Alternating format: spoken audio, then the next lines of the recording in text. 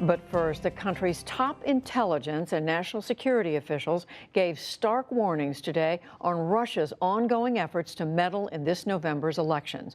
In a rare joint appearance from the White House briefing room, the Trump administration agency heads acknowledged the threat while touting their stepped-up election security initiatives. The intelligence community continues to be concerned about the threats of upcoming U.S. elections. Make no mistake, the scope of this foreign influence threat is both broad and deep.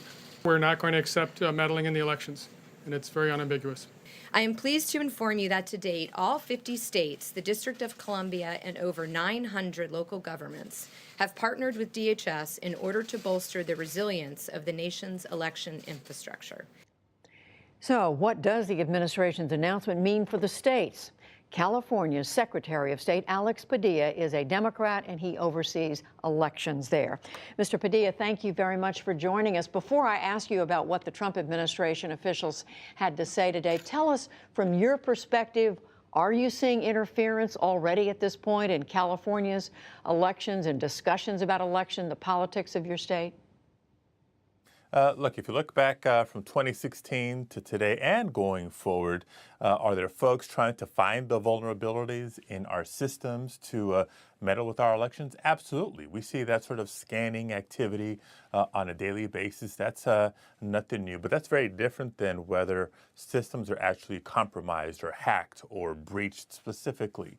And so it's just a reminder. The indictment from a couple of weeks ago was another reminder. And today's press conference is a reminder that the threats keep coming. The lights are blinking, as our intelligence leaders have said. And so our defenses and security measures need to continue to increase in sophistication as well. And we need more resources to stay ahead of the threats. So what did you make of what administration and agency officials had to say today? Were you reassured by what their message? Look, I appreciate what they had to say, but I can't help but call out the obvious here. Number one, this is agency leaders. It's still not the commander-in-chief unequivocally saying the Russians meddled with the 2016 elections, and that is critically important. And you got to hold the Russians accountable if you're going to be taken seriously about being a partner in protecting the 2018 elections, the 2020 elections, and beyond. Number two, none of what they announced today, of what they're doing in partnership with states and local governments, is anything new. They have been doing this, rightfully so, since the end of the Obama administration. So it does need to continue. But I think state secretaries of state have been clear in the following. Number one, we need the Trump administration to hold the Russians accountable. Number two, we need ongoing investments in the upgrade and modernization of our election infrastructure. A once-in-15-year investment in election security doesn't cut it. And number three, the White House has yet to name an election security coordinator, a qualified, well-respected election security coordinator.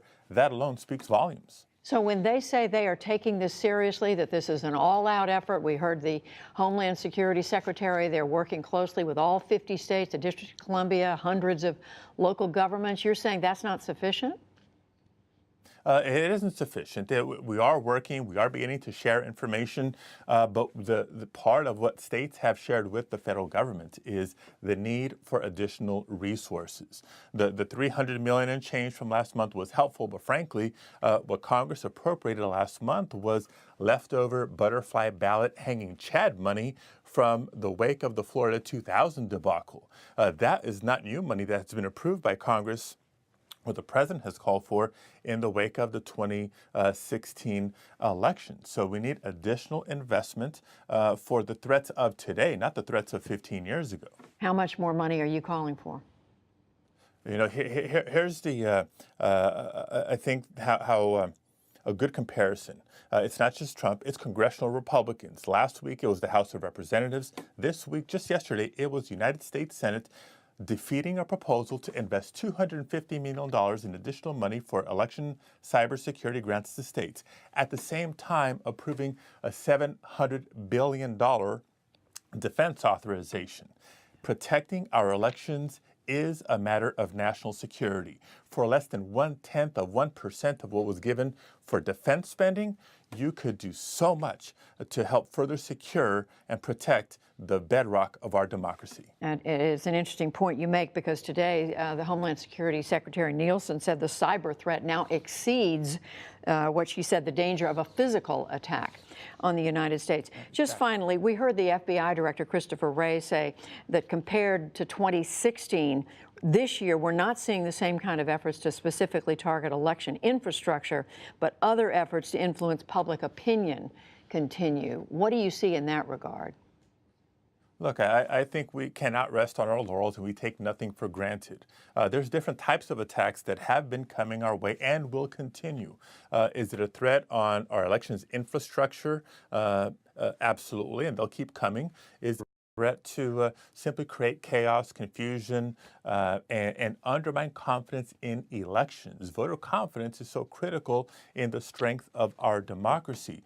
We saw that and more in 2016. We're seeing that and more in 2018 and beyond. So again, our safeguard, our security measures have worked to protect elections thus far, but we have to stay at least one step ahead of the bad guys. California Secretary of State Alex Padilla, we thank you. Thank you.